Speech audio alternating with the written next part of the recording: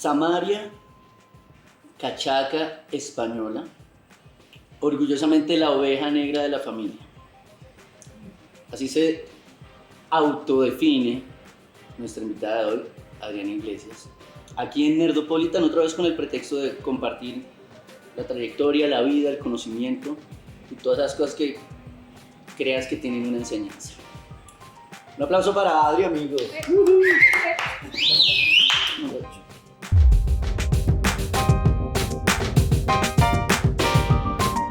Adri, bienvenida. Gracias. Me pareció chévere contar esto tuyo. Me parece muy contundente esa mezcla de Samaria española bogotana. ¿Cachaco? Obvio, porque si vas a decir que eres uno, mejor dice Bogotano. Mejor dice que eres cachaco. Ah, por lo que eres Samaria. Exacto. Eso, cuéntanos de dónde viene esa tripleta, ese tríptico de nacionalidad, de lugares. Mi viejo era español, Uh-huh. mi mamá es barranquillera y empezó un viaje por el Caribe colombiano a tener hijos y a tener hijos y a recoger hijos en las esquinas, y soy la cuarta de 5 hermanos. Pero tu viejo llegó de España. Mi viejo llegó de España en la posguerra. Ajá. Llegó de España en la posguerra a Venezuela y por cosas de la vida terminó en Bogotá. Mi mamá estaba estudiando en esa época En la Bogotá. universidad, en la Nacional, exacto, y terminaron juntándose y creando hijos en diferentes Lugares. lugares. Ajá. ¿Y qué lugar te tocó a ti entonces? ¿Bogotá o dónde eres? Santa Marta. ¿Naciste en Santa Marta? Santa Marta. Y entonces, ¿por qué eres tan bogotano también? Mi hermana mayor es bogotana, vivimos también un montón de tiempo aquí. ¿Vives ahora? Después, ahora volví a vivir acá. No ahora, hace unos 20 años volví a vivir acá. Y acá estoy. He ido, vuelto de España también un montón de veces. Y acá estoy. Bueno, pues Adri es hoy en día directora, trabaja para la TV. Adri, ¿tú siempre quisiste este viaje del audiovisual, de contar historias por ahí? ¿Siempre desde que eras chiquita, pelada? Sí, Que era pelada. desde que era una peladita. ¿Sí? Sí, siempre quise contar historias, pero no. Lo del audiovisual vino después. Yo siempre quise ser periodista. Yo me acuerdo que en el colegio, el dueño de mi colegio, el rector de mi colegio, que se llamaba Jaime Villarreal, era un historiador samario súper importante. Y él siempre nos hablaba mucho de un periodista que marcó un montón mi vida, que se llamaba Horacio Benavides, que es un poeta y un periodista que siempre escribió mucho del conflicto armado. Siempre, y se escribió unos poemas. ¿Cuántos años tenías tú cuando tenías esa referencia Como 15, ya estaba un poco más grande, grande, sí, o sea, mis conversaciones, yo estuve muy influenciada por Jaime Villarreal siempre desde que estuve en el colegio, pero la referencia a Horacio Benavides llegó a los 14 o 15, y siempre le pedí a mi profesora de español, cuando nos ponía algún libro, que me dejara leer un poco más a Horacio Benavides. Ajá. ¿Ese era el libro que querías leer? O sea, él escribía ensayos, él era ensayista. Okay. Entonces, y poemas, poeta tremendo. Entonces, siempre como buscando referencias de Horacio Benavides, él escribió un texto brutal que se llama Conversaciones Oscuras, y a mí ese texto me acuerdo que me dejó muy impresionada, porque además en esa época estaba, o sea, Pablo Escobar seguía vivo, como toda esa adolescencia en donde, además, violenta, pues, en Santa Marta el orden público era terrible, siempre había masacres en Perico Armado, en Buritaca, paro armado en la ciudad, mataban al papá de un amigo, era una cosa como en donde siempre se estaba hablando. Colombia mucho era en ese más, momento así de violenta, ¿no?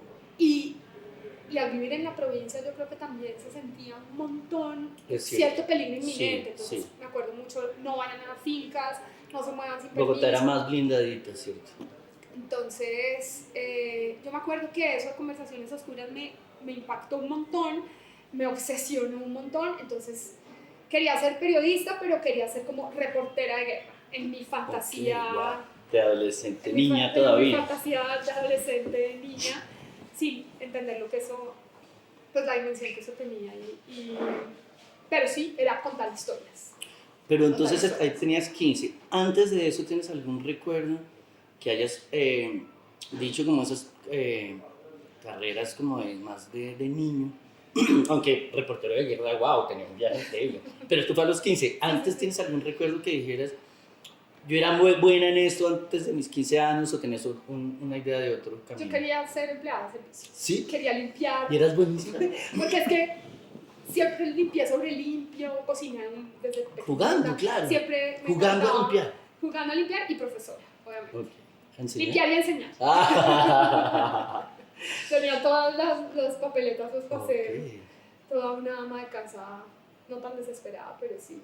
¿Sabes? Como que me gustaba limpiar, ordenar, cocinar, enseñar. Ponía los muñecos me parecía que iba a ser stripteasera, que debía ser stripper porque los empelotaba, pero en verdad lo que quería era como sentarlos, organizarlos, uniformarlos o ponerles una vaina. Le cortaba el pelo a los muñecos pensando que iban a crecer. Mi pobre hermana sufrió porque fui terremota, inamable, quería siempre estar con ella. Entonces tú dices que tú eres orgullosamente oveja negra de la familia. Cuenta por qué, cuenta eso. Yo era la que llegaba con la cabeza partida, la falda rota, los dientes partidos, las rodillas despedazadas, la que se peleaba con los niños. ¿Y nadie en tu casa era así? No. ¿Todos? No. Mi referente más cercano era mi hermana María Beatriz, y mi hermana era todo lo que sigue siendo, todo lo que está bien, todo lo que es correcto, perfecto, estoico, práctico, clásico. Okay. Lo sigue siendo. ¿Y tú sigues siendo también así? Sí. Hay cosas que cambian, hay cosas que no. Entonces, y a ella le tocó lidiar mucho conmigo. Ella era mi hermana. Lleve a su hermana. hermana. Más, sí, y como la que más me deseó y después se enfrentó a su deseo hecho realidad. Y pues era, ¿no? Cogía sus cosas sin permiso, las dañaba, la perseguía cuando estaba con sus amigos adolescentes, me vestía igual que ella y eso la odiaba. Era como muy terremota, muy intensa y muy mamona. Oye, para ti, ¿qué es un nerd? Un nerd es alguien que yo creo que profundiza un montón su saber en un área específica. Bueno, muchas también pueden ser. Pero alguien que siempre está buscando profundizar su saber. ¿Y entonces tú en el colegio eras nerd? ¿Super nerd? ¿Desde chiquitica? Sí. Entonces por eso eres orgullosamente la oveja negra, porque como eras nerd. Cuando era chiquita era más indisciplinada, necia, me metía en muchos problemas, pero siempre estudié, siempre me gustó. ¿Te gustaba ir al colegio? Me gustaba ir al colegio porque también, pues imagínate, en Santa Marta era una guachafita sin parar, pero sí me gustaba ayudar, o sea, más que ayudar a mis amigos, como metía a mis amigos en los trabajos, hacía nosotros les decimos los machetes. ¿Las copias? Las copias, pero yo era tan nerd que las hacía con colores y con viñetas y con tal, no las vendía. La nerd de la copia. Pero para regalarle a tus compañeritos. Obvio. O sea, ¿tú los hacías pasar el examen del colegio? Sí, pero a veces me pillaban y me llamaban Iglesias, esta es su letra, ¿qué pasa? Pues cuando pero era una causa noble. Eran tan estúpidos que se dejaban coger el machete. No, pero entonces tú tienes muchos compañeros que te dicen gracias, por ti pasé el colegio, por ti Algunos, pasé esta materia. Algunos, sí. Otros no lo reconocen. Otros no lo reconocen. Yo me acuerdo que en esa época había una cancioncita y estábamos en los exámenes y me cantaban por allá, porque por mi nombre, mis amigos del colegio me decían Nana. Adriana. Y entonces ahí escribiendo el examen y por allá había na, para avisar y cuál es la respuesta a la B, la Z. Sí, ok. Pero sí, siempre fui super nerd y siempre fui muy, pues, leer libros, me encantó. ¿Y tú en qué puesto te hacías en el colegio? Atrás. ¿Atrás? Sí. Pero los nerds no se hacen adelante. No necesariamente. ¿No? No, porque era también coqueta, mamá gallista. Entonces, los que se hacen atrás, pues uno se hace atrás también para coquetear, Pues, para molestar. mamar gallo, para joder la vida, para todo. Y además tiene la visual de todo lo que está pasando. Obvio. Ah, A veces me hacía adelante, pero siempre era por un propósito específico, Ajá, para ajá. buscar algo que necesitaba o para salirme con la mía de alguna manera. ok. Bueno, y entonces a los 15 dijiste, voy a ser periodista. No lo decidí tan así, pero a los 15 descubrí a Horacio Benavides. Ajá. Y un poquito más adelante a Jesús Abad Colorado. Y así Ok, sucesivamente, como cronistas colombianos, bueno, Horacio Benavides es un cronista, pero personas que hablaban mucho del conflicto armado colombiano. Ok. Y el conflicto armado siempre es un tema que me atrapó y que me... Ese tema era el tuyo y lo desarrollaste. Entonces, bueno, listo. La guerra. Saliste del colegio, pero tenías, ¿cuántos años? ¿16? ¿17? No, sí, iba a cumplir 18, 17. Directo a estudiar periodismo, dijiste, listo, yo voy a hacer eso. Sí. ¿Y te fuiste super nerd también en la universidad? Menos, porque llegó la farra,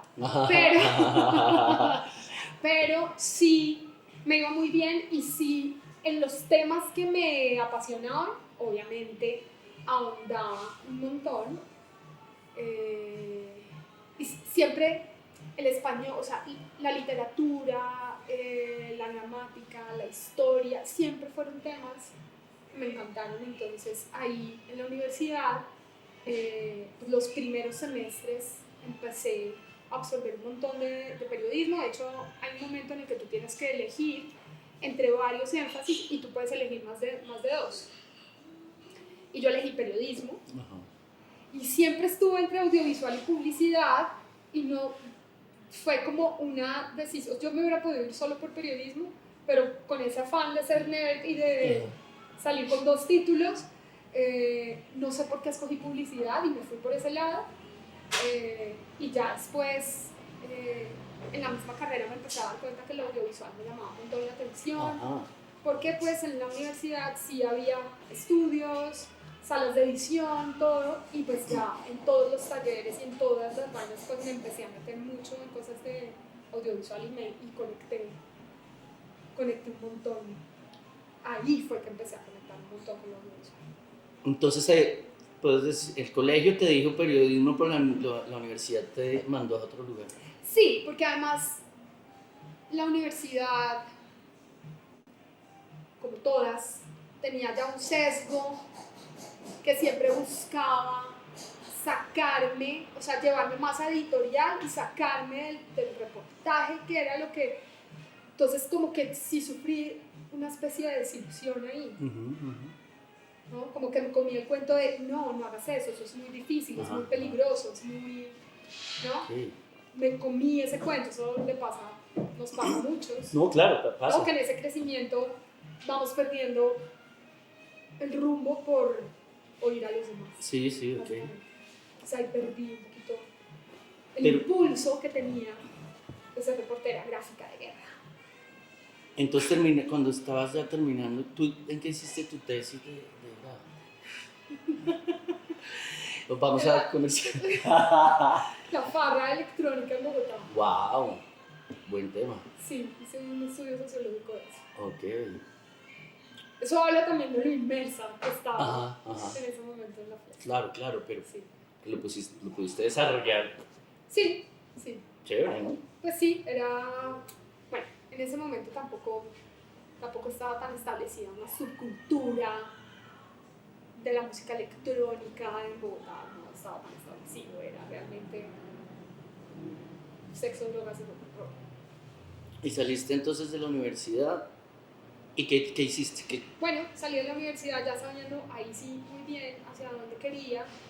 Yo había tomado uno puede tomar ciertos talleres y electivas, ya había tomado todos los talleres y las electivas que había de audiovisual por fuera del énfasis y dije, no, me voy a ir a España a estudiar dirección de cine y televisión. Y eso fue lo que hice. ¿Y tienes familia en España? Entonces también era... Claro, mis hermanos... Tu nacionalidad y eso pues también era mucho más fácil. Están allá, no, era mucho más fácil. y pude aplicar, o sea, entré a la universidad pública, que para mí también fue algo muy atractivo, porque venía de una universidad jesuita. Claro, claro. En donde No, la universidad realmente, pública es lo mejor, sí. claro, entonces necesitaba también un poco vivir y absorber otro tipo de Información, claro. Y pues me gané un cupo en la universidad pública y pues entré a estudiar dirección de cine y televisión. Y ahí empezaste a dirigir ya desde ahí algo, hiciste alguna... o pertenecías a otro lugar, no necesariamente a la dirección. No, sí dirigí, claro, o sea, después de cada módulo teníamos que dirigir algo y hacer y escribir algo. Ajá. Y fotografiar algo y claro, ahí empezamos a crear muy en conjunto, pero también en la universidad pública había pues un sesgo súper marcado, que para mí fue una doctrina, pero me di cuenta de eso mucho después, porque yo estaba súper seducida.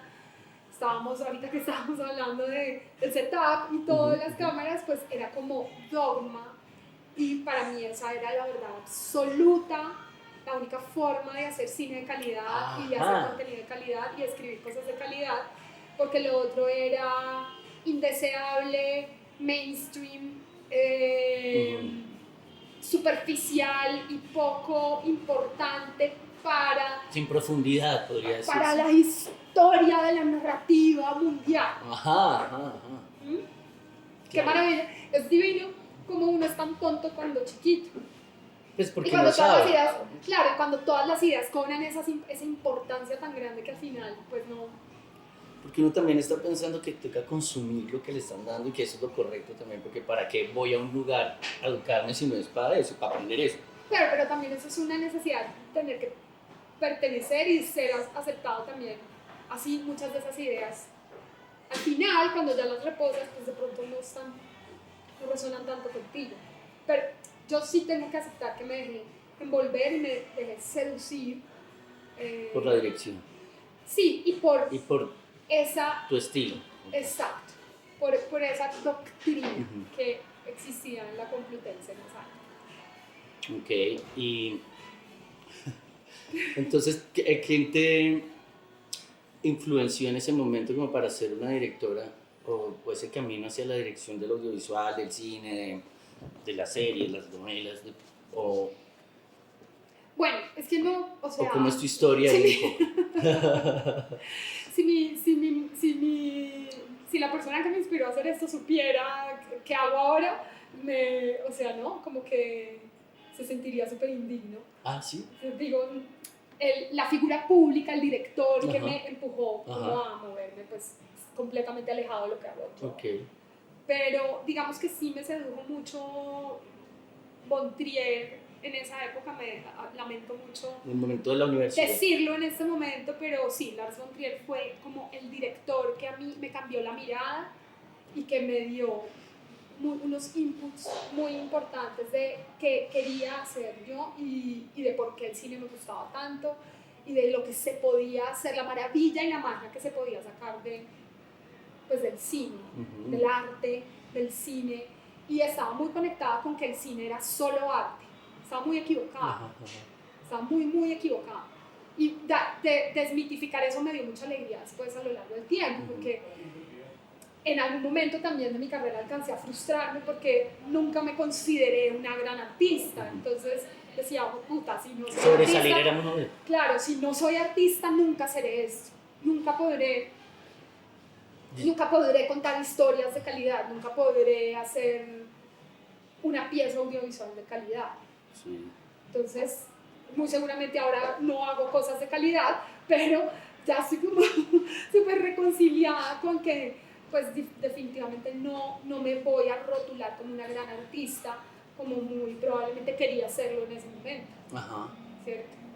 Y bueno, mi viejo, dentro de las millones de cosas que hizo, fue en algún momento factor acá en Colombia y fue doble de acción. De hecho, él sufrió un accidente súper grave en un set de grabación acá en Colombia. ¿Qué? Vamos un poquitico a tu viejo antes de seguir contigo. Bueno, ¿En qué hacía? ¿Cómo que era acto? Cuéntanos un poquito de él así y me cuentas un poco en qué trabajó tu viejo y dónde fue que se accidentó. Cuenta un poquito así. Bueno, mi viejo venía de un viaje muy largo como por el mundo entero. Mi papá empezó siendo boxeador, después se volvió luchador. ¿Y tu papá era gigante? Mi papá era gigante, mi papá Bueno. ¿no? tenía adeptos con los novios de sus hijas. Y digamos que, bueno, él en todo su viaje y todas sus cosas, se empezó a montar coreografías, peleas para las películas, porque pues también algunos de los directores veían la lucha libre. En esa época la lucha libre era un espectáculo súper famoso en Bogotá, a la gente le encantaba, iban a los coliseos, no sé qué, mi papá viajaba, se ganaba cinturones, o sea, un montón de cosas, y empezó a montar coreografías. ¿Tenía un nombre de luchador? Sí. ¿Cómo se llama? El Lobo de Galicia. ¿El Lobo de Galicia? ¡Wow! El Lobo. Y entonces, cuando en esa época pues no existían los dobles de acción que hay ahora, ni la preparación que hay ahora, entonces él empezó como a entrenar a un grupo de pelados y se volvieron como dobles de acción. Y entonces hacían peleas y todo. Empezaron por peleas, pero terminaron manejando carros y terminaron haciendo un montón de cosas, y mi viejo, de todas formas, pues siempre fue súper histriónico y todo, y sin formación actoral, terminó siendo actor en personajes secundarios, sobre todo los personajes que tenían acción, claro, y que aprovechaban. Exacto, entonces como que peleaban y hacían coreografías y montaban peleas, un montón de vainas. Y mi viejo, en una película de un director famoso colombiano, ¿cuál? Cuenta. No, pero sigamos. Tuvo un accidente con un arma de fuego. El armero descuidado, y fue una bala de salva y perdió un ojo. Perdió un ojo en el set. De hecho, esta historia lleva 2 millones de anécdotas en donde yo he sido la loca de la seguridad del set. Ok, claro. Porque obviamente... Lo sé, te he visto. Entiendo que es algo muy, muy serio y que es... El ser humano, claro, total, la persona que protegerla. No hay escena ni plano que valga que se lo justifique suficientemente más la pena como para que le pase algo a alguien. Totalmente de acuerdo. Digamos que eso es como un resumen del oficio del lobo de Galicia, que me llevó varias veces a sus sets también. Y entonces también tú eras ahí, mira. Digamos que el primer set que yo pisé en mi vida fue con él. Ok. Y pues sí, él estaba un poco rodeado del show business y eso, pero pues más allá de eso, a él también le gustaba mucho el cine, él también hablaba mucho de la actuación y de las puestas en escena, un montón de cosas, pues porque al final después terminó dedicándose mucho más a eso. O sea, cuando se retiró del deporte, terminó dedicándose muchísimo más a eso, hasta que ya después pues, se pensionó. Oye, ¿tuviste la oportunidad de hacer algo con tu viejo? Nunca. Se murió muy rápido, pues no se murió tan rápido, pero digo, se murió en ese antes momento de que tú estuvieras de que yo pudiera dirigir. Entonces, ¿cómo ha sido tu camino hacia la dirección? Porque, bueno, hasta el momento me has contado que eres una nerd y has sido una nerd, pero que tu camino empezó desde la empleada del servicio. Exacto. Viajó por la profesora cocinera, viajó hacia el periodismo, y después te diste cuenta que el audiovisual era el tuyo, te fuiste a estudiar dirección y terminaste en la universidad. Terminaste después en España. Hiciste aquí la Universidad Jesuita y después en España pública. ¿Y qué pasó entonces? Pues nada, eso, que te digo, Dogma me atrapó. ¿Volviste a Colombia? Sí. ¿O te quedaste un ratico allá? Y bueno, ya después de todo, volví y empecé a trabajar en Rayuela, y no existía en ese momento un lugar en donde te pudieras enamorar más del cine que en Rayuela. Cuenta por qué. Caí como en el lugar perfecto por la naturaleza de su filosofía. Como que Rayuela era en esa época de las primeras productoras, que era una productora muy consolidada en publicidad, y porque al final la publicidad era lo que nos daba a todos. Lo que la mantenía viva, claro. Y a usted, y a todos. lo que mantenía la industria muy viva en esa época. No había ley de cine, no había nada de lo que hay ahora, ni incentivos. Los incentivos eran muy escasos, muy difíciles. Y Rayuela siempre le hizo una apuesta, pues por lo menos desde que yo los conozco y desde que yo llegué, una apuesta muy seria, muy formal al cine en Colombia. No era una cosa de amiguis haciendo cine mamando gallo, sino era una cosa con oficio, con historias muy interesantes, comprometidos, dedicados, súper comprometidos y como con ellos también como con una formación y un deseo y un anhelo de, o sea, primero personas súper bien preparadas para lo que estaban haciendo en ese momento, pero además como apasionadas y con el anhelo de contar historias propias. Y entonces fue una mezcla muy interesante porque era publicidad a tope. Todos los que estábamos en Rayuela en esa época hacíamos publicidad, pero nuestra vacación era cuando alguien terminaba de escribir un corto y lo hacíamos, cuando alguien se animaba y hacía su peli. Era una cosa, yo nunca sentí, yo nunca me sentí trabajando allí. Siempre fue ¿Pasando rico? Pasando rico y aprendiendo un montón. ¿Y siempre entraste a la dirección también ahí? Fui asistente de dirección. De una, tu primer trabajo. Y fui asistente de dirección muchísimos años. Eso sí hay que ser un nerd, es verdad, que pasa asistente o no, de verdad. A la fuerza, si no lo eres, no te va pasas, bien, no fluyes. Sí. Exacto. Entonces, fui asistente de dirección de un montón de cosas allí, de todos, y fue muy espectacular, aprendí un montón. Yo había trabajado antes en mis prácticas, había hecho postproducción en FX. ¿Dabas? ¿Qué hacías? Hacía Smoke y Flint y todas estas vainas. ¿Qué es eso? Eran software súper sofisticados en esa época pues, para hacer composición digital, rotoscopias. Okay.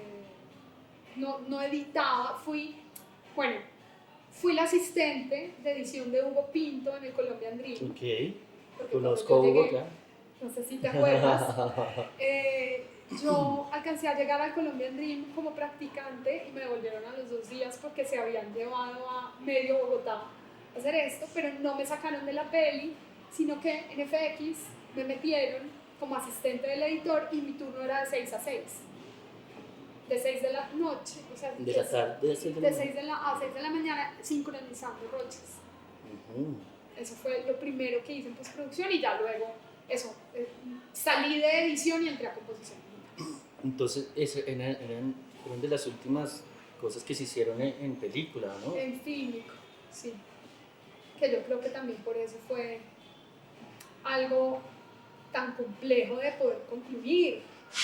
Porque pues en esa época también lo fílmico, no fue lo último fílmico, pero o sea, porque después de Colombian Dream se hicieron algunas más cosas, pero además pues porque revelar cada lata y todo tenías que hacer, no había laboratorios en ese momento en Bogotá, era una cosa que complejizaba y inflaba los costos de una forma brutal. Entonces digamos que pues eso fue como el inicio y pues yo empecé en cine, o sea, ¿no? Sí, con toda como era. Y ya después de esa práctica fue que entré a Rayuela. Y entonces, ¿qué trajo positivo el formato digital y qué perdió el cine o el audiovisual con eso? Bueno, lo digital, que yo creo que ahora estamos en esa pelea con la inteligencia artificial, que si quieres después hablamos. Uy, me gusta, sí. Pero digamos que todos pensábamos que iba a ser en un momento el final del cine, ¿no? Cuando entraron las cámaras digitales súper versátiles, cada vez, y ahora pues cada vez más livianas, cada vez más, ¿no? Captan más información, cada vez más, la velocidad. O sea, la velocidad, antes las cámaras eran muy cieguitas, ahora pues con 2 luces ya la cámara funciona y se ve de putas. Cualquier persona ya con un mínimo de formación ya puede entrar a hacer cosas brutales. Antes, pues para tú atreverte a quemar película tenías que estar muy preparado, muy listo, ¿no? Saber muy bien lo que estabas haciendo porque pues cada obturada costaba mucho dinero. Ahora tú puedes dejar grabado. Entonces digamos que lo digital al principio asustó un montón y todo el mundo pensó que era el final del cine, pero nos dieron una gran lección mostrándonos que el cine de muy buena calidad se puede seguir haciendo. Y que hay que aprovechar más bien. Exacto, hay que aprovechar más bien las ventajas de la tecnología y aprender otros nuevos oficios. Entonces había que ser más nerd entonces antes. Claro, no, yo creo que no necesariamente. La nerdada va cambiando, porque antes, por ejemplo, no había un data manager. ¿Qué es un data manager? No hay un trabajo más nerd que ser un data manager, que es coger clip por clip de lo que vas grabando, descargarlo de la forma adecuada, no cagarla, no perderlos, no dañarlos, no almacenarlos bien, exigir unas condiciones mínimas de trabajo para que tu estación sea segura, siempre tenga luz, es un trabajo en donde todo lo que se hace termina en las manos de esa persona para terminar de digitalizar. Ya está digital, pero para terminar el proceso de digitalización del material. Entonces, eso es un oficio nuevo que trajo lo digital, por ejemplo. Entonces, antes, por ejemplo, los asistentes de cámara tenían la función de enhebrar el magazine, y esto era un proceso súper solemne. Sí. Entonces, digamos que creo que por otro lado, eso fue un poco lo que se perdió un poco la mística. La mística en ciertos sentidos. Antes no te atrevías a grabar, a filmar lo que no era. Ahora se perdió un poco no digo el respeto, pero como la mística que el aparato mismo, que la máquina misma requería tenía en ese momento, que era como, sigue siendo la princesa, o sea, la cámara sigue siendo la reina del lugar, pero antes se le trataba como si fuera hecha de porcelana. Ahora la cámara tiene otros usos, otro trato, otra manera de acercarse. Ya se puede caer. Hombre, no dejes caer la cámara nunca, no dejes caer la cámara, por favor. Pero digo, antes había un trato mucho más místico a la máquina que ahora. Y antes se mandaba la máquina justo antes de decir la acción, o sea, no se perdía medio segundo.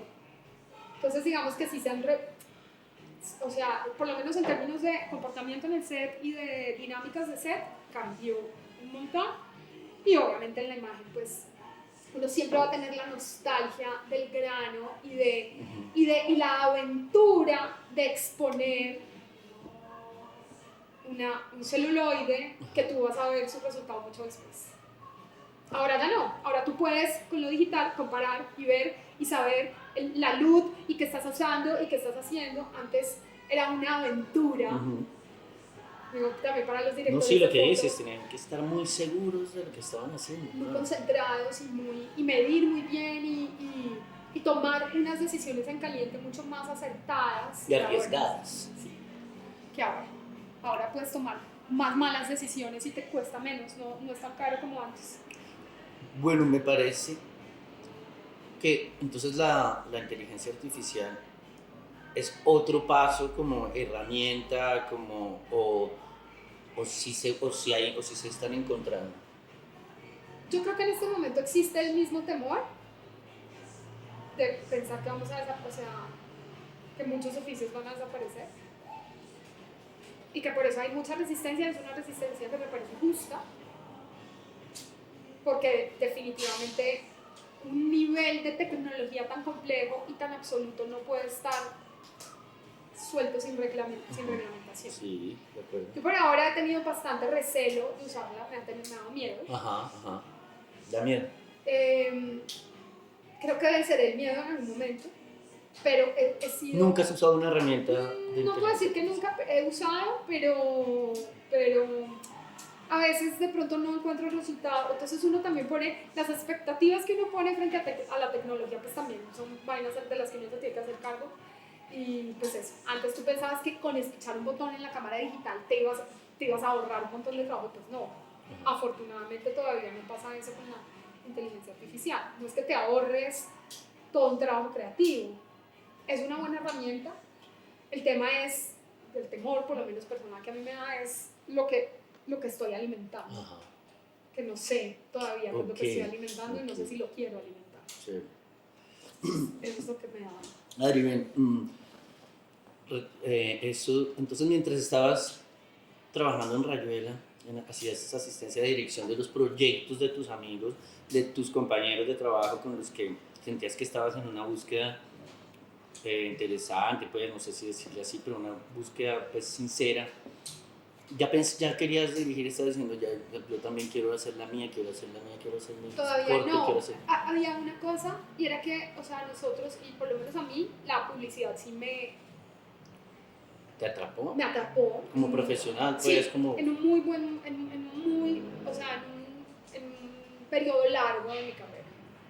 La publicidad se volvió como una solución muy rápida, muy inmediata, aprendí un montón también.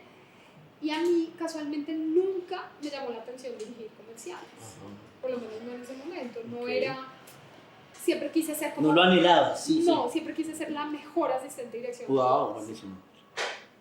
Y como que mucho lo entregué a eso y no sé si me volví la mejor, pero di lo mejor de mí siendo asistente de dirección durante mucho tiempo, y siendo asistente de dirección tuve la oportunidad de hacer publicidad, cine, televisión, videoclips, documentales, hice de todo en esa época y iba y venía mucho del cine, gracias también un poco a ser asistente de dirección, como que podía participar de un montón de proyectos que si Porque eras libre un poco, no tenías un si hubiera sido trabajo. solo directora, pues solamente hubiera trabajado en mis proyectos y ya. Ok, Entonces, digamos tuviste que un viaje entonces. y en esa época no estaba tan convencida de querer dirigir. Estaba, de hecho, le di un montón de largas a tomar esa decisión. ¿Y en ¿no? publicidad dirigiste algo? Pero después. ¿Qué fue lo primero que dirigiste en tu... que te pagaron por dirigir? Pues Que te contrataron como director. hace un montón de tiempo, con unos amigos, abrimos una productora que se llamaba La California. Uh-huh. Y ahí en La California... ¿Por qué se llamaba La California? Porque eran unos caleños. Por Cali, ¿sabes? Por Cali. Y entonces... Porque los socios eran unos aletosos. Claro, puro Cali. Puro Cali, y entonces pues se llamaba La California Frescura Tropical. Opa.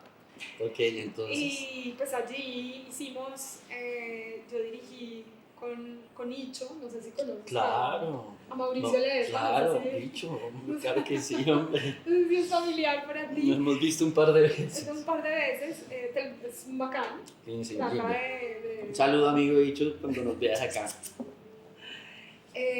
una cosa para Plaza Sésamo. ¿Qué fue lo primero? Lo primero. Lo de una cosa para Plaza Sésamo, que era una cosa para niños, y ninguno de los dos había hecho cosas para niños. Entonces estuvo de putas, fue lindo, Ajá.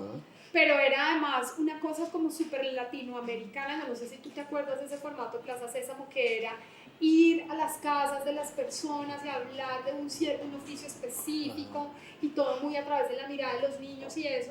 Entonces pues eso lo hicimos Icho y yo, aunque en la escritura y todo esto pues estuvimos todos los californios ahí. Ajá, la parte Pero quienes, creativa. sí, de quienes nos la fuimos a hacerlo, fuimos Icho y yo, y ya después de eso hicimos un par de comerciales ahí. Ok. Yo ya después me fui de la California y volví a ser asistente de dirección, pero lo primero que dirigí fue eso, de Plaza Sésamo, Ok, y... con Don Bicho. Y entonces, ¿en qué momento das como el salto hacia A la ficción. hacia la Ahí, ficción, exacto? Yo me había retirado de la publicidad, me había ido a hacer videoclips de reggaetón. Wow. Estaba súper contenta. ¿Dirigiendo? Eso.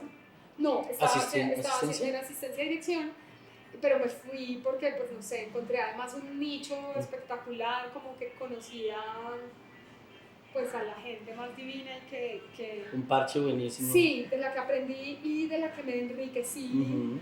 Un montón de cosas, no solamente de la academia y de lo correcto que debe ser lo audiovisual, sino de la vivencia del set, cambiar las dinámicas, un montón de cosas súper interesantes, porque pues también fue en una época en donde empezó a haber una revolución de... ¿Musical? No, ¿O de de qué era lo que estaba pasando en los sets de grabación, y donde se empezó a reestructurar un montón también cómo nos tratábamos, cómo nos hablábamos, hasta dónde llevábamos las cosas, hasta dónde asumíamos las responsabilidades y las consecuencias de lo que hacíamos, porque antes eso no se medía. Antes éramos unos psicópatas de esta vaina, en donde a costa de lo que fuera hacíamos las cosas. Claro. Entonces con este otro parche fue como, samarízate. Ajá.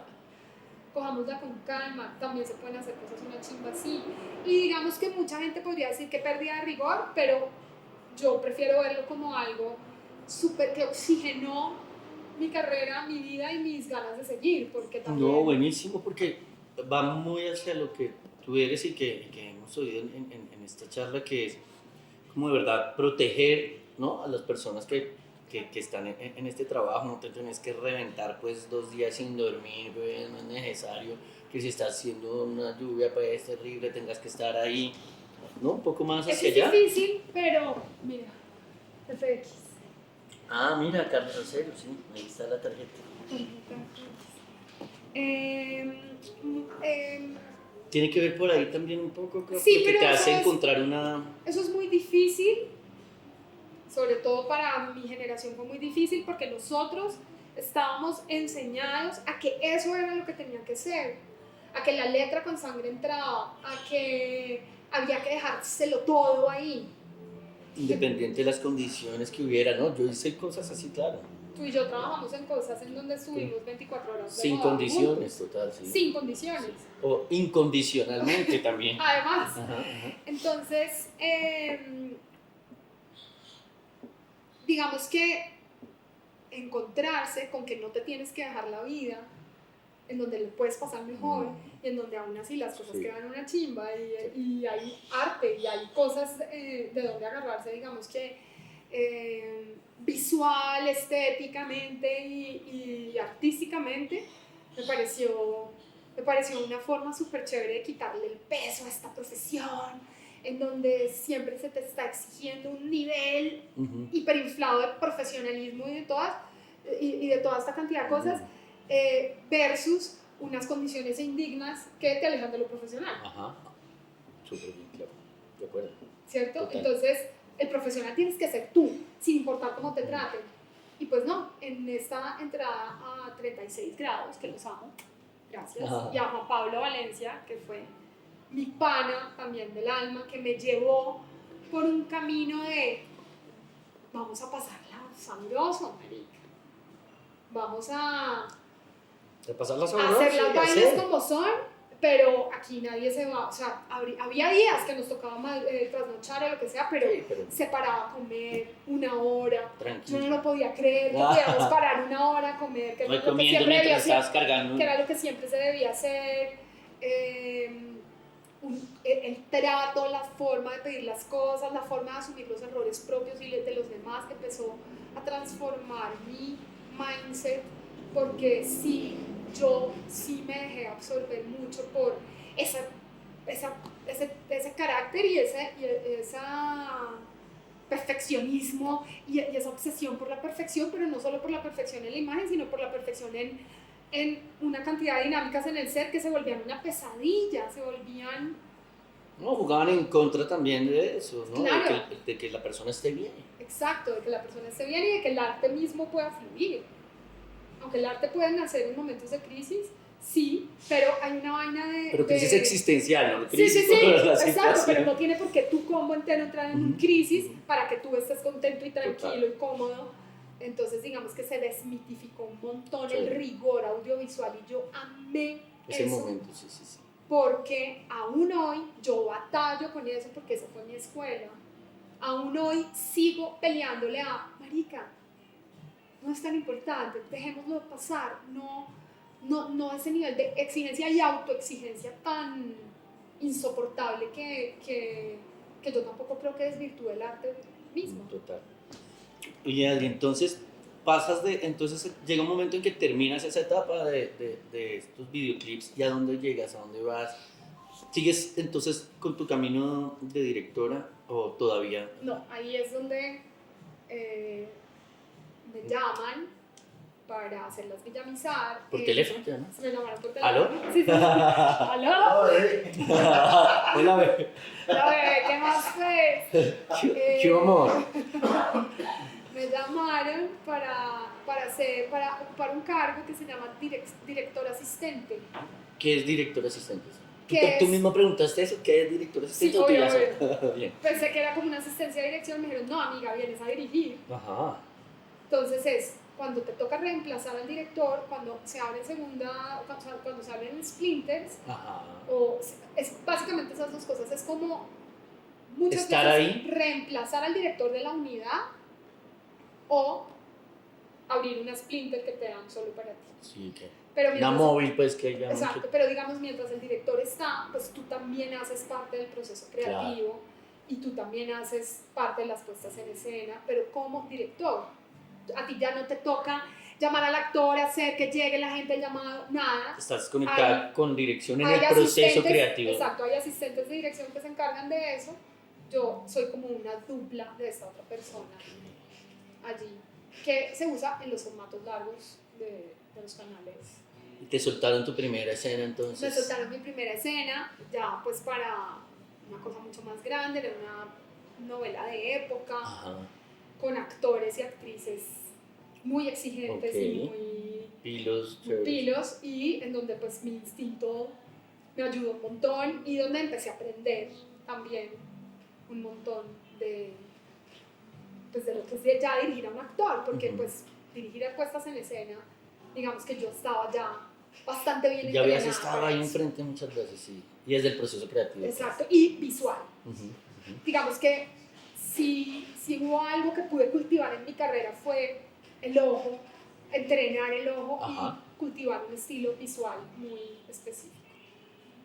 Y entonces sigues, haces esta serie de época, esta telenovela o serie, y cuando ya diriges tú, te dejaron una escena, tú, Sí, varias, y otra, y después, después otra, y otra, y otra, y ya después terminaron pasó que un el montón de director cosas. no iba y eras tú la que Exacto. estaba dirigiendo.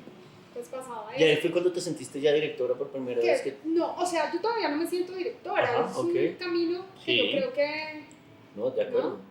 Que uno se hace llamar. No, total. Pero No, es difícil aceptar claro. bien cuando uno sabe que el camino le falta Claro, un total, tramo. ¿no? Y hay que seguir, porque de hecho, Pero vas a esto llegar el pasó hace momento en poco. que vas a decir soy directora y va a ser pronto. bueno, seguro. Ahí va. Pues ahora yo digo que soy directora, pero metiendo los monos. No, digamos que pues he dirigido y ha habido cosas a mi cargo y estoy en ese proceso. De hecho, esto pasó hace poco, esto pasó hace 3 años. Ok. Pero ya has ocupado ese cargo de director Sí. asistente en varios proyectos. Sí, en varios proyectos y acabo de terminar una serie que ya dirigí, diseñé y dirigí. Yo, acá a la cabeza con María José Bermúdez, que es fuimos 2 directoras, pero no dirigimos juntas, Cada sino uno un lugar. cada uno un capítulo, bajo un diseño. ¿Tú solita este es tu primer proyecto? Sí, ¡Wow! Ah, ok. Y ahora sí que es. lo acabamos de terminar. Ya el nivel de responsabilidad crece de todas maneras, ¿no? Sí. Porque uno Este va a ser año- chef y otro va a ser subchef. Sí, entonces... este año he hecho videoclips, publicidad y esta serie ya yo solita. ¿Tuviste alguna escena que dijiste, esta escena Sí. que no me va a salir jamás? Muchas. He tenido, siendo directora asistente y siendo directora, Ajá. muchas, un montón, y las tengo catalogadas y pongo la mejor, peor escena. Ah, no, Ok. es mentira, esta es la mejor, peor, ahora sí. Ah, no, acabé de hacer una peor. O sea, Ok. no es como que cada vez hago mejores escenas, sino cada vez hago peores escenas y van ganando en ranking, las voy anotando y anoto la fecha y todo. La mejor, peor Sí, escena, sí, está bueno. claro, sí. claro. Pues como para que el mugre se vaya. O sea, le tienes concurso, las premios. Obvio, Le las pones premio para que el mugre se vaya rápido y poder deshacerme de esa frustración. Y hay una que hayas dicho, esta me quedó buenísima. Sí, Cierto pero no que las sí. recuerdo tanto. Uno siempre, Claro, entiendo. uno siempre está buscando pues, puta, mejorar, no decir, ya lo tengo, ya acabo de hacer. No, pero terminé rico la escena. reconocer. Claro, Esta me sí, quedó Sí, buenísima. pero esas Así no las claro, me anoté. salió divino. Justo Esas no todo las lo que yo anoté. quería. esas no las anoto todavía. Esas me las anotan a mí. Justo lo que yo he querido todavía, no sé si lo han No, si esas- lo han logrado. ¿Y en qué momento entonces, Adri, empezaste a escribir tu historia que quieres llegar a dirigir como guionista y directora? ¿En qué momento? Hace poco también entonces. Este año. ¿Este año empezaste? Ya la idea venía de hacía un par de años y este año ya empecé a escribirla. Carlos Esteban Orozco, otra aquí mejor dicho, si me pongo a mandarle besos a todos, me quedo, ha estado leyéndome y... ¿no? Ok, este ha sido como un compañero ahí en esta Ha parte. sido ahí un compañero en ese pedazo creativo y es una historia, mejor dicho, después de salir de la universidad y enfrentarme al cine en la vida real y de procesos no solo creativos sino personales, yo dejé de tener directores favoritos, porque de hecho pues eso, Lars von Trier para mí se terminó derrumbando desde su narcisismo y su perversión absoluta, en especial con sus actrices. Y como con esa soberbia de autoproclamarse uno de los mejores artistas de su generación, aunque lo es, cuando lo eres no tampoco tienes que estarlo diciendo. Dicho esto, esa imagen de tener, esas imágenes de los directores se me empezaron a volver un poco confusas y odiosas, pero ya en mi vida adulta, el director que más me ha influenciado, más allá de que sea mi favorito o no, fue Larry Clark, el director de Kids. Y ese tipo de historias son las que yo quiero contar. Okay. Eso sí me ayudó a mí a encontrar... Tu forma de narrar. Exactamente. Que son las historias que en apariencia no cuentan nada. Ajá, pero están adentro. Pero que tienen un trasfondo social y un trasfondo súper humano. Entonces, muy de hablar desde la verdad. Y... Aunque Larry Clark trabaja con actores naturales, pues, es una cosa que me pensarías 1000 veces antes de hacer, pero su estilo y su manera y su guión y su escritura a mí me parecen brutales y es una historia que se acerca un poco a esa vida en la calle, no la vida en la calle de las personas que no tienen hogar, sino de la vida en la calle de la gente que se la pasa en la calle, de los pelados que viven en la calle, y de los pelados que tienen amigos y tejen redes, así sean redes autodestructivas, pero que viven y sienten muy a través de sus vivencias en la calle y de lo que le pasa alrededor de sus amigos. ¿Y esto es en Santa Marta? Esto es en Bogotá. ¿Lo tienes pensado en Bogotá? Esta es una historia bogotana. ¿Y tú cómo enfrentas tu proceso creativo como directora? O de pronto, cada vez que vas a hacer una escena o lo que sea, o la estás estudiando, ¿qué piensas? ¿Te imaginas qué? Ahí, digamos que, pues de las cosas, además de las cosas que he aprendido en un sentido pragmático, pues de los directores con los que he trabajado, en especial siendo director asistente, es siempre detectar el conflicto de la escena. Ajá. Eso sí lo que hago. Primero estudio la escena y detecto el conflicto de la escena, pero más allá de decir, este es el conflicto de la escena y nos vamos a ir por ahí, detectar el conflicto de la escena, lo que me ayuda, por lo menos a mí, es a encontrar la verdad de la escena, ¿cierto? Y a encontrar, por lo general, al personaje que conduce el conflicto. Ajá. Para yo también saber qué habla para con el narrar, actor. claro. ¿No? Y pues para poder llegar a acuerdos con los actores también, hacia dónde vamos a llevar las escenas. Me gusta meterme un montón y transformar algunas cosas. Tengo que reconocer que lo hago. Trato de ser siempre muy respetuosa pues, con el autor, con los escritores, y con la línea porque lo que sí ha pasado es que, pues, y lo que pasa en la televisión por lo general es que hay varios directores, ya sean dos, o ya sean dos grandes y dos directores asistentes o algo, pero tú por lo general en estos formatos siempre compartes una línea creativa que debes respetar, claro, también, o sea, no puedes marcar un tono y un tono completamente diferente a lo que está haciendo también el otro director, porque no, así tú le imprimas mucho tu estilo. Entonces... Pero también está bueno eso porque puedes ser tú, pero también ese que te tenga un poquito Claro. la vaina, ¿no? Es como... Y eso Te pasa, toca, uy, eso- no me puedo salir de aquí, uy. eso pasa también con los tiempos de rodaje. Ajá.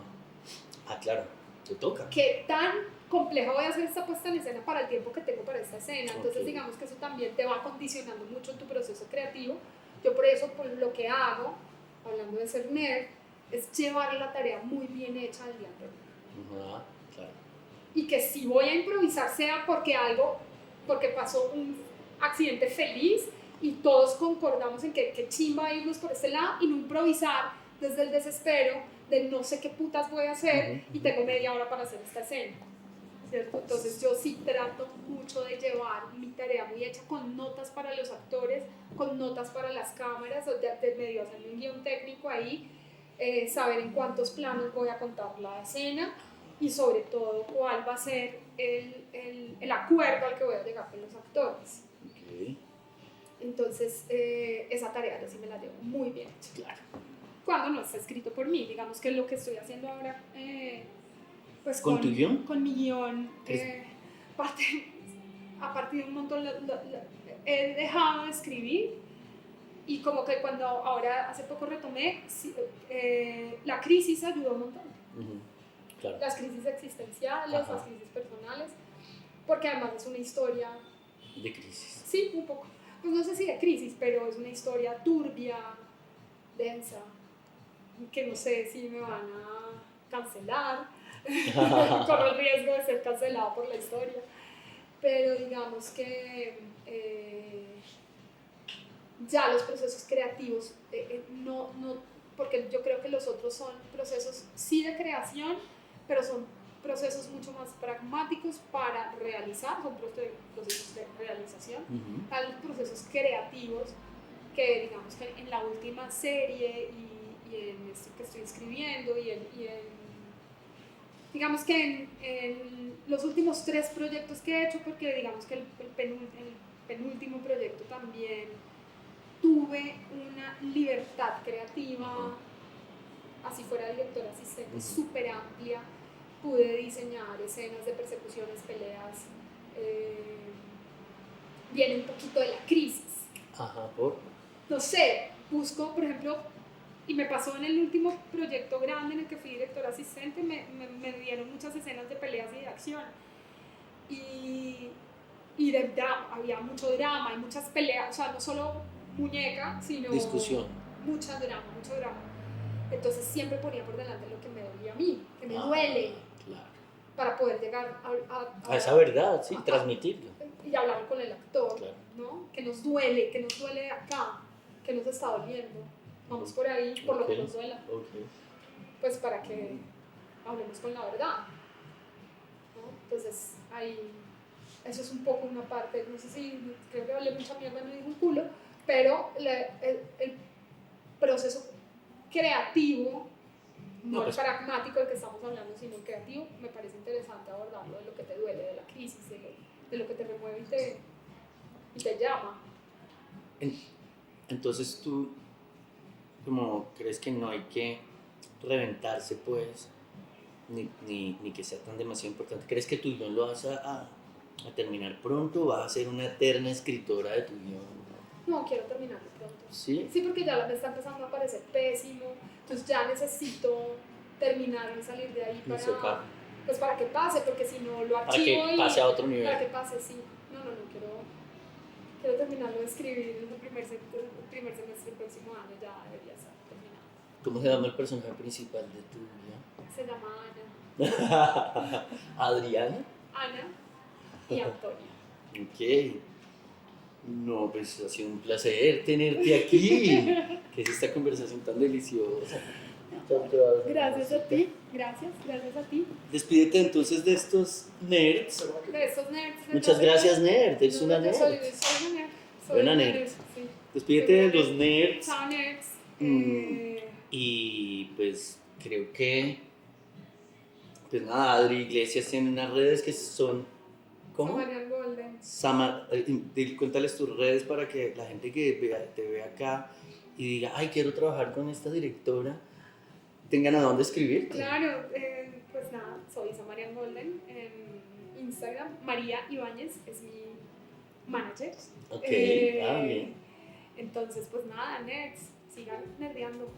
Traten de hacer lo mejor que puedan con lo que tienen y con su saber. Si alguno de ustedes es un nerd o conoce a alguien que sea un nerd, avísenos y de pronto lo sentamos aquí y le hacemos una charla. ¿Cuáles son las redes que tengo que decir? @Nerdopolitan en YouTube, en Spotify, que lo pongan ahí escrito y en Instagram también.